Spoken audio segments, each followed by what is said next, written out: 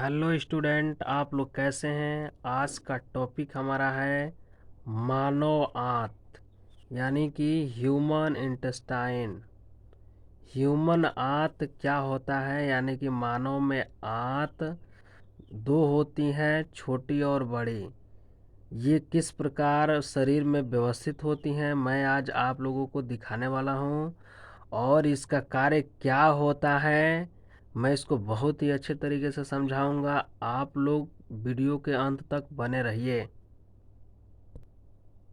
देखिए, ये मानव का पाचन तंत्र है और पाचन तंत्र के अंतर्गत इसमें छोटी आंत और बड़ी आंत, यानी कि इसमें आंत आता है। आंत पाचन तंत्र के अंतर्गत आंत भी आता है, जो दो होता है, छोटी आंत और बड़ी आंत। छोटी आंत को सूक्ष्म दांत्र भी कहते हैं, बड़ी आंत को बृहदांत्र भी कहते हैं।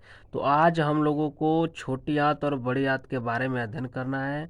तो चलिए वीडियो शुरू करते हैं। वीडियो शुरू करने से पहले मैं सबसे आग्रह करता हूँ कि आप लोग जो हमारे चैनल को सब्सक्राइब नहीं किया है, सब्सक्राइब कर ले, ताकि आने वाला वीडियो आपको आसानी से मिल सके। तो चलिए वीडियो की तरफ चलते हैं। आहार नाल में अमाशय से गुदा तक फैला भाग आंत कहलाता है। यह लगभग 8 मीटर लंबी तथा दो भागों में नलिका समान बटा होता है। देखिए, यहाँ पे हम लोग देख पा रहे हैं कि ये अमाशय से मतलब यहाँ से और गुदा द्वार तक, यानी कि गुदा तक फैला हुआ नलिकाकार भाग को हम आंत कहते हैं। ये आंत की जो नलियाँ होती हैं, ये दो भागों में बटी होती हैं। एक अंदर की तरफ पतली पतली नलियाँ होती हैं, जिसे छोटी आंत कहते हैं। और ये बड़ा सा आपको दिखाई दे रहा है, जो इसको घेरे रखता है, इसको हम बड़ी आंत कहते हैं। जो अंदर आता है इसे छोटी आंत कहते हैं, और जो बाहर की तरफ होता है उसको हम बड़ी आंत कहते हैं। तो चलिए इसके बारे में देखते हैं थोड़ा और। तो दो भागों में नलिका समान बटा होता है। पहला है छोटी आंत। तो चलिए आंत में पहला प्रकार पढ़ते हैं हम लोग, छोटी आंत। इसको इंग्लिश में कहते हैं स्मॉल इंटेस्टाइन। ये उदर गुहा के अधिकांश भाग को घेरे हुए लगभग 6.5 मीटर लंबी, 2.5 से 3.5 सेमी मोटी तथा अत्यधिक कुंडलित नलिका है। यह भोजन के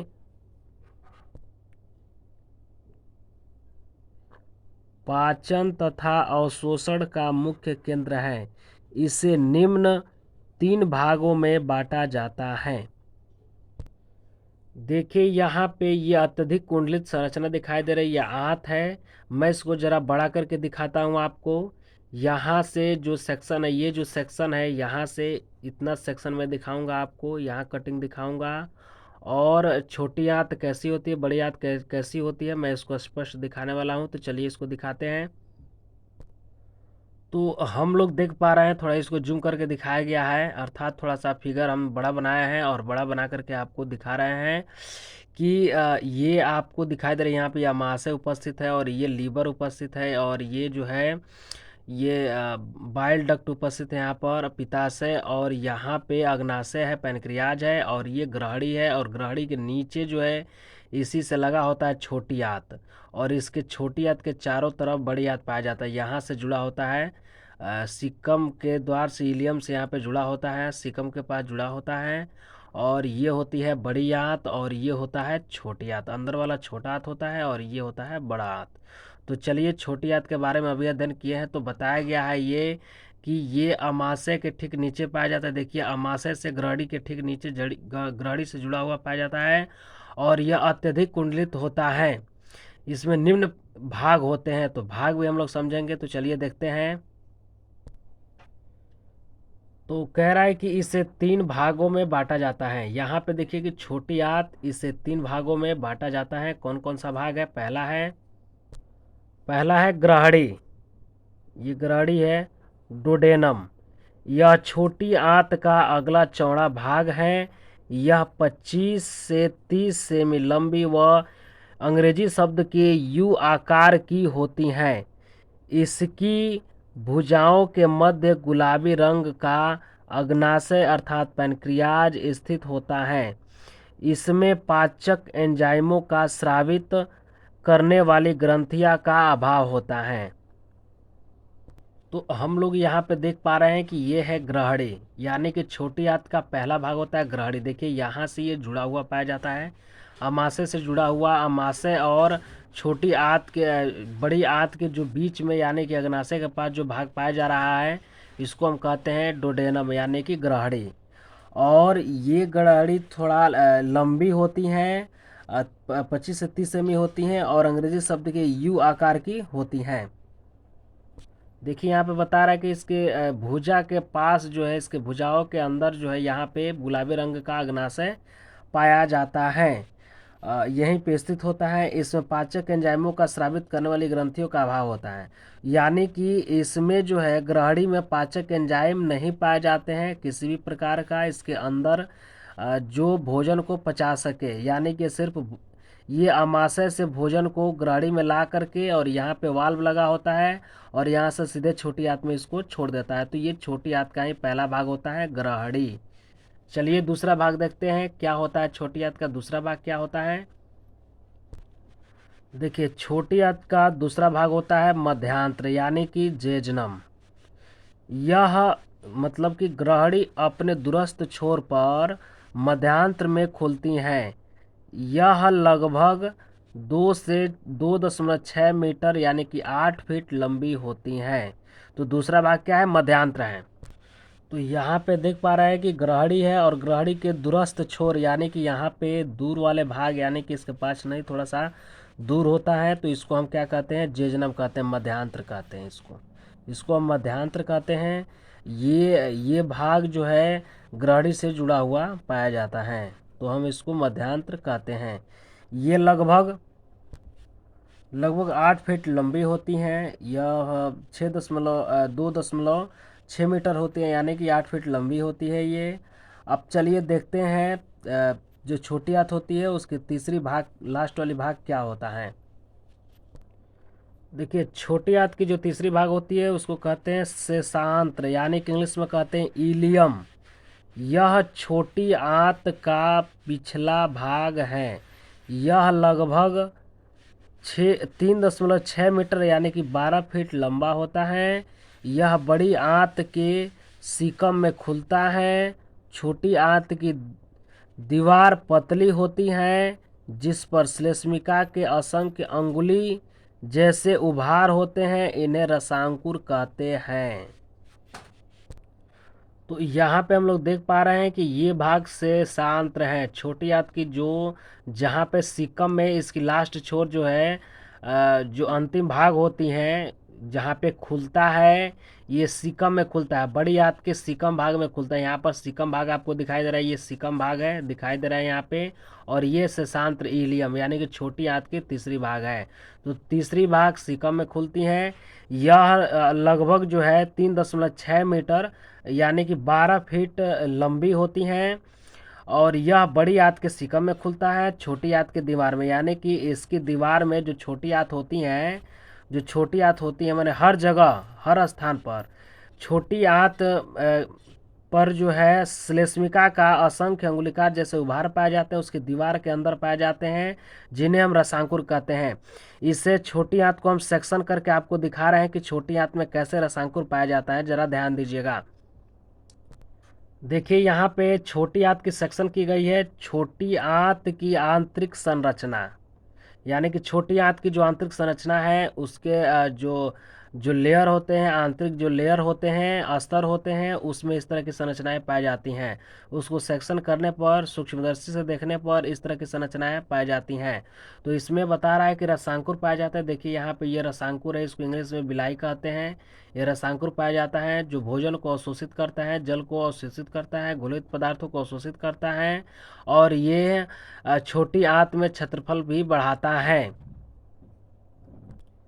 और ये रसांकुर श्लेष्मिका से भी संबंधित होती हैं, श्लेष्मिका भी पाया जाता है यहाँ पे, जो श्लेष्म श्रावण को श्लेष्म का श्रावण करती हैं और भोजन को अम्लीय बनाने का कार्य करती हैं।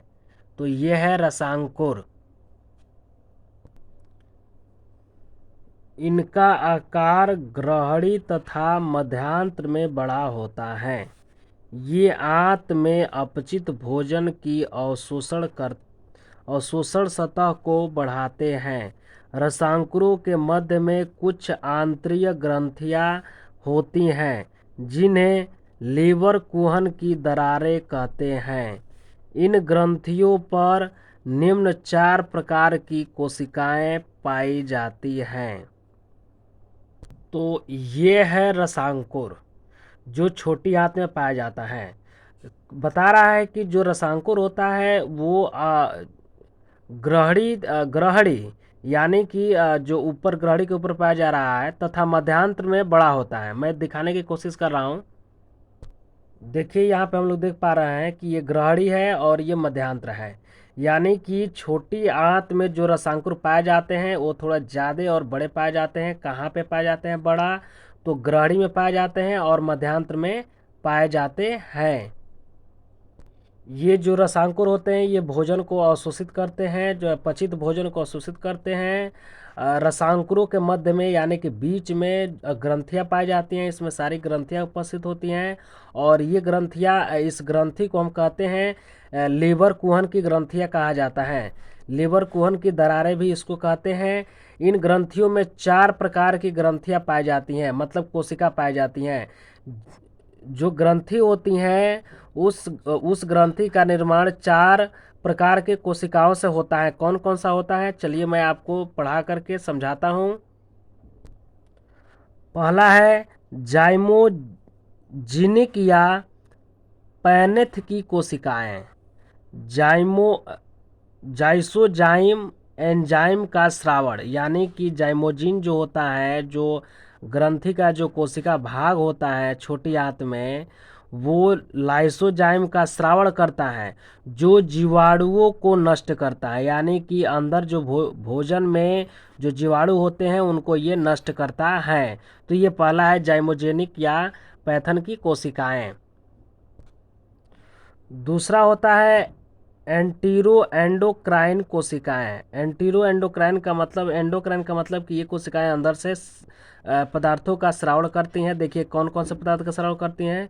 कुछ हार्मोन का स्रावण करती हैं जो आंतरिक दीवार की यानी कि आंत के दीवार की क्रमाकुंचन यानी कि जो हिलता डुलता है गतियों तथा उपकला कोशिकाओं की स्रावण प्रक्रिया पर नियंत्रण रखते हैं। यानी कि उपकला जो कोशिकाएं होती हैं वो कितने मात्रा में पदार्थों का स्राव करती हैं, इस पे कंट्रोल करने का कार्य करती हैं। तो कौन सी कोशिका करती हैं? तो एंटेरो एंडोक्राइन कोशिकाएं होती हैं जो रसांकुर के अंदर पाई जाती हैं। तीसरा है चषक कोशिकाएं। देखिए चषक कोशिकाएं श्लेष्म का श्रावण श्लेष्म का श्रावण करती हैं। ये श्लेष्म पाचक एंजाइम के प्रभाव से बचाता है। यानी कि श्लेष्म का श्रावण करता है और पाचक एंजाइम के प्रभाव से बचाता है। ज़्यादा से ज़्यादा जब पाचक एंजाइम श्रावण होता है तो उसका गलत प्रभाव पड़ने लगता है, तो इसी से ये बचाता है। श्लेष्म बचाने का कार्य करता है, यानी कि क्षारीय से अम्लीय बनाने का कार्य करता है। अब छोटी आंत में जो रसांकुर होते हैं उस रसांकुर के अंदर जो चौथी जो लास्ट वाली जो कोशिका होती है उसको कहते हैं अवशोषी कोशिकाएं या एंटीरोसाइट्स। देखिए पाचक एंजाइमों का स्रावण करती तथा पचे हुए पोषक पदार्थों का अवशोषण होता है। यानी कि ये कोशिकाएं पाचक एंजाइमों का भी स्राव करती हैं और पचे हुए पोषक पदार्थों का भी अवशोषण करती हैं। देखिए सतह पर घने सूक्ष्म रसांकुर उपस्थित होते हैं। मैं इसे दिखाने की कोशिश कर रहा हूँ। तो यहाँ पे देख पा रहे हैं कि ये तीसरा भाग था चषक कोशिका। चषक कोशिका क्या करती है? तो श्लेष्म का स्राव करती हैं जो पाचक एंजाइमों के प्रभाव को रोकता है। और चौथा है रसांकुर के अंदर जो है जो सतह होते हैं इसमें अवशोषी कोशिकाएं पाए जाते हैं। ये पाचक एंजाइमों का स्राव करते हैं और इसकी सतह पर देखिए, इसकी सतह पर जो है घने यहाँ पर देखिए सतह पे घने सूक्ष्मांकुर पाए जाते हैं, सूक्ष्म रसांकुर पाए जाते हैं जिसको माइक्रोबिलाई कहते हैं। और इनका यही कार्य होता है कि ये अवशोषण में भाग लेते हैं, एंजाइमों को अवशोषण में भाग लेते हैं, पदार्थों को अवशोषण में ये भाग लेते हैं। सूक्ष्म रसांकुर, रसांकुर के सतह पर सूक्ष्म रसांकुर भी पाए जाते हैं जो अवशोषण में सहायक होते हैं। ग्रहणी की दीवार पर आंतरीय ग्रंथियां के अतिरिक्त अनेक छोटी व शाखान्वित ब्रूनर की ग्रंथियां भी पाई जाती हैं। ये श्लेष्म का स्रावण करती हैं। आंतरीय ग्रंथियों के मध्य में किसी किसी स्थान पर देखिए यहाँ पे कह रहा है कि पेयर के पिंड नामक, यानी कि पेयर के पिंड नामक लसिका ग्रंथियां होती हैं। इसमें उपस्थित लिम्फोसाइट नामक रुधिराणु समय समय पर आंत की गुहा में मुक्त होकर हानिकारक जीवाणुओं का भक्षण करते हैं। यहाँ ध्यान दीजिएगा कि ये ग्रहणी है और ग्रहणी की जो दीवार होती हैं, जो यहाँ पे जो दीवार पाई जाती हैं आंतरिक ग्रंथियाँ के अतिरिक्त, यानी कि इसमें आंतरिक ग्रंथि के अतिरिक्त जो है इसमें छोटी छोटी ब्रूनर की ग्रंथियाँ पाई जाती हैं जो शाखान्वित होती हैं, पतली पतली होती हैं। मैं आपको यहाँ पे दिखाने की कोशिश कर रहा हूँ। तो जो ग्रहणी होती हैं उसके दीवार में शाखान्वित जो है संरचनाएं पाई जाती हैं, जो यहाँ पे आपको दिखाई दे रहा रुधिर के शिकाओं के जाल होता है। तो इसी तरह से जो ग्रहणी होता है उसके अंदर जाल फैला होता है और इस आंतरीय जो छोटी छोटी शाखान्वित ब्रूनर ग्रंथियां के रूप में पाई जाती हैं, जो ग्रंथि होती हैं इसके अंदर, और ये ग्रंथियां श्लेष्मी पदार्थ का स्राव करती हैं। और आंतरीय जो ग्रंथियां होती हैं, जो छोटी आंत में जो आंतरीय ग्रंथियां होती हैं, जैसे इसमें ग्रंथि पाई जाती हैं, रसांकुर में ग्रंथि पाई जाती हैं या उपकला में ग्रंथि पाई जाती हैं, चषक कोशिका एक प्रकार की ग्रंथि है। तो इस तरह से ये क्या करती हैं कि ये आंतरिक ग्रंथियों के मध्य में यानी कि बीच बीच में पाई जाती हैं। और यह किस नामक ग्रंथियां के रूप में पाई जाती हैं, तो ये लसिका ग्रंथियों के रूप में पाए जाते हैं। यहाँ पर आपको दिखाई दे रहा है लिम्फ वाहिनियाँ, यानी कि ये लिम्फ है, यही लसिका का स्राव करती हैं और पूरे जो है कोशिकाओं में ये चारों तरफ फैला हुआ पाया जाता है।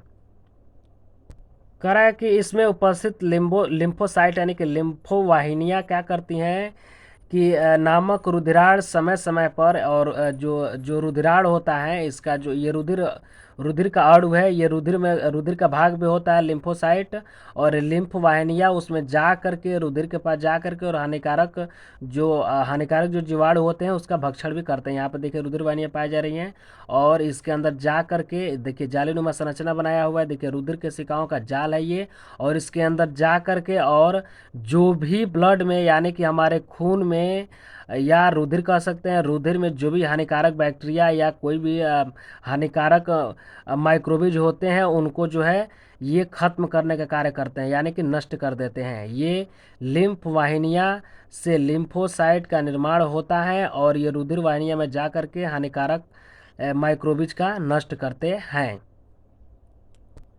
तो छोटी आंत का एक छोटा सा हम लोग कार्य पढ़ लेते हैं। चलिए कार्य के बारे में जानकारी ले लेते हैं।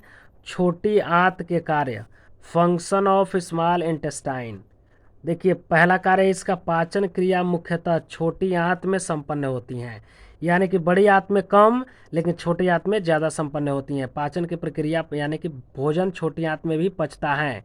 दूसरा है यहाँ पचे हुए भोजन का अवशोषण होता है, यानी कि छोटी आंत में जो बिलाई होता है वो भोजन को अवशोषित करता है, पचे हुए भोजन को अवशोषित करता है, उसके मिनरल्स को अवशोषित करता है।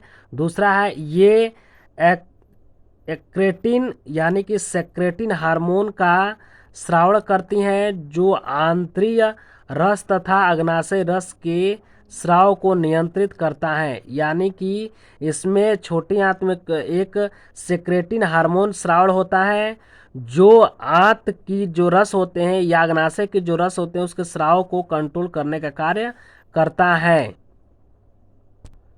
तो अब चलिए हम लोग पढ़ते हैं बड़ी आंत के बारे में, यानी कि आंत की दूसरी भाग होती है बड़ी आंत। मैं इसको दिखाने की कोशिश कर रहा हूँ, जरा देखिए आप लोग इसे। तो बड़ी आंत भी पाचन तंत्र के अंतर्गत आता है। तो मानव में बड़ी आंत कुछ इस तरह से पाया जाता है। इसको मैं बड़ा करके दिखा रहा हूँ, जूम करके दिखा रहा हूँ, मैं फिगर ड्रॉ करके रखा हूँ जिसको मैं बहुत ही अच्छे तरीके से समझाऊंगा। तो ज़रा देखिए इसको, ये कैसे बना हुआ है, ये फिगर कैसे बना हुआ है।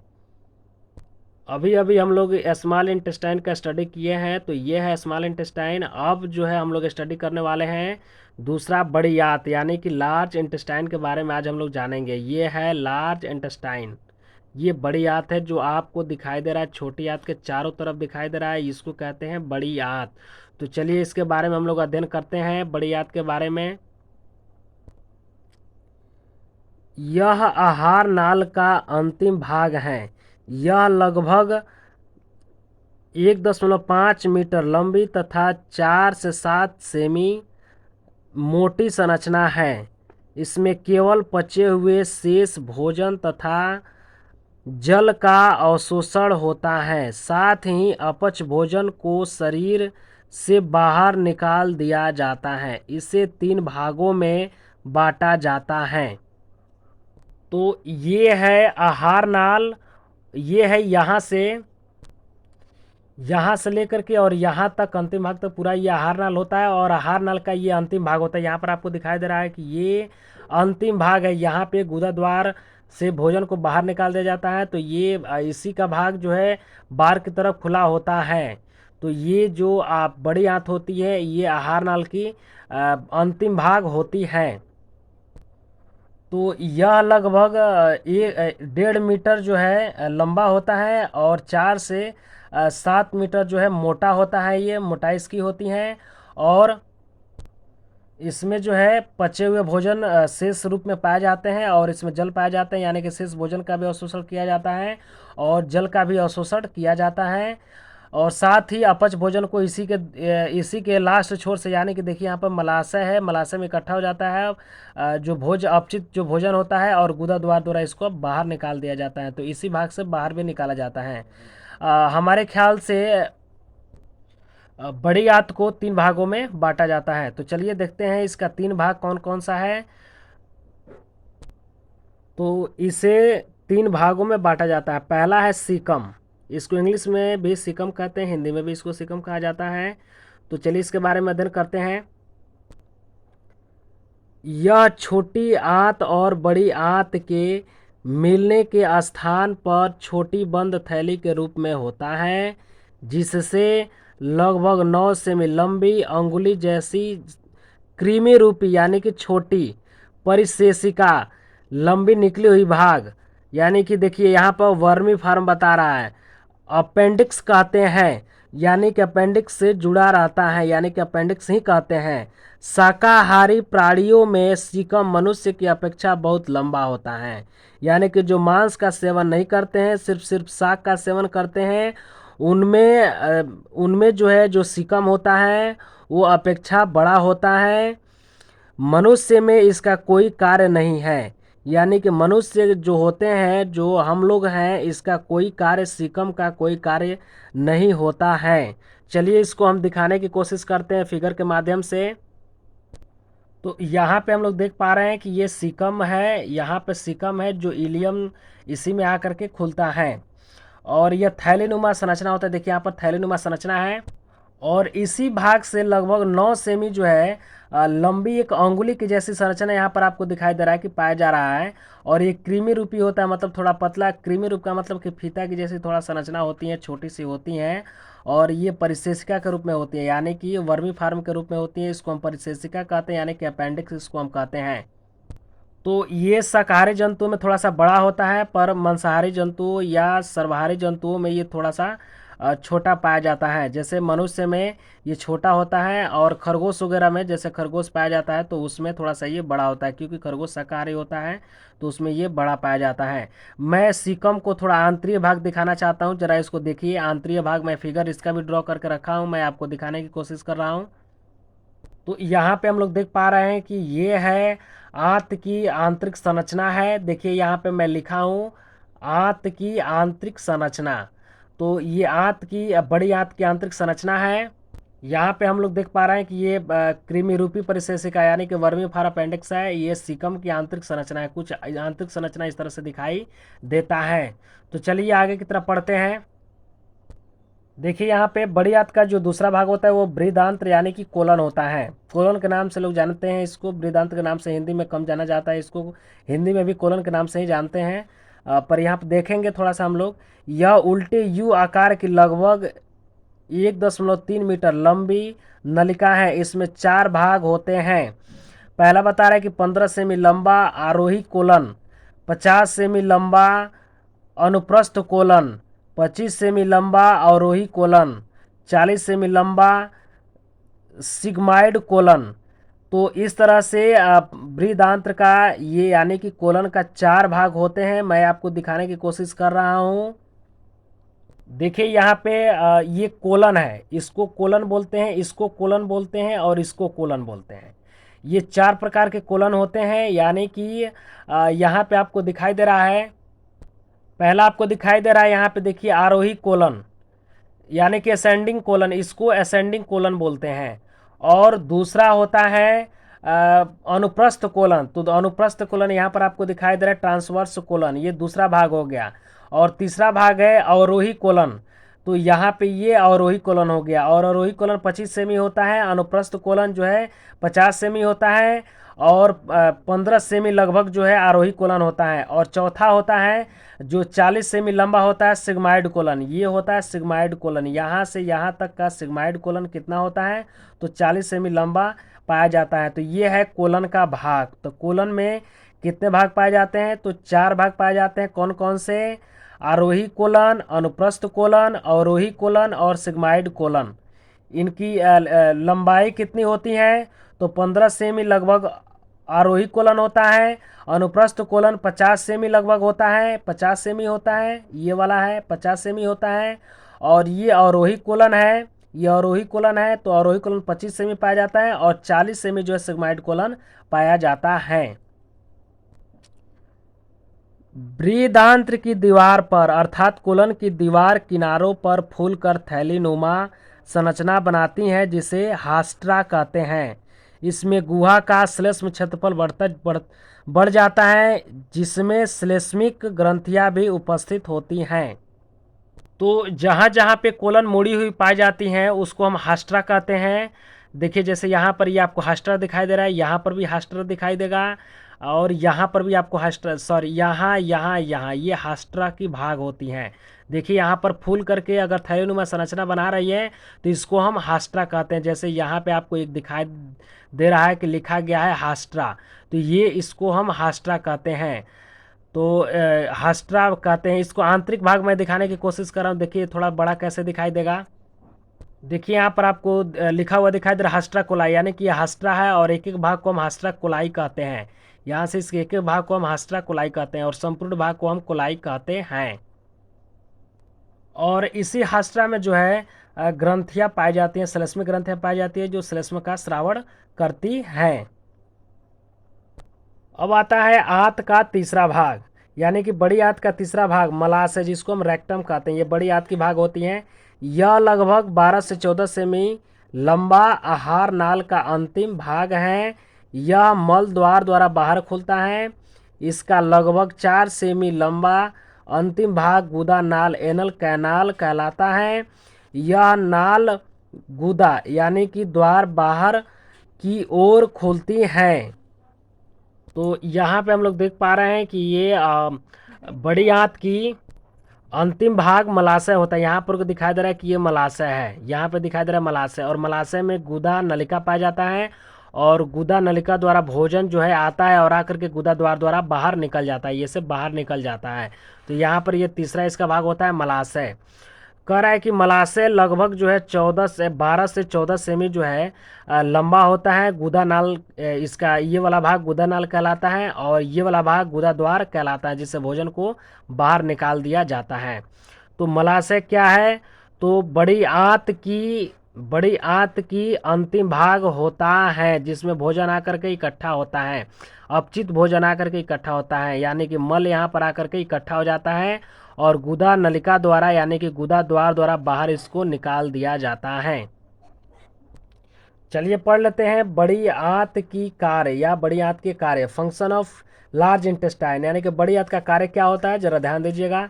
यहाँ पचे हुए भोजन तथा जल का अवशोषण होता है, यानी कि पचा भोजन को और जल का अवशोषण किया जाता है। यहाँ पे ये भाग श्लेष्म के स्रावण द्वारा भोजन को चिकना व लसलसा बनाता है, यानी कि बड़ी आंत में ज़्यादा मात्रा में श्लेष्मी ग्रंथियाँ पाई जाती हैं जो श्लेष्म का स्रावण करती हैं। ये अपचित भोजन को चिकना और लसलसा बनाती हैं।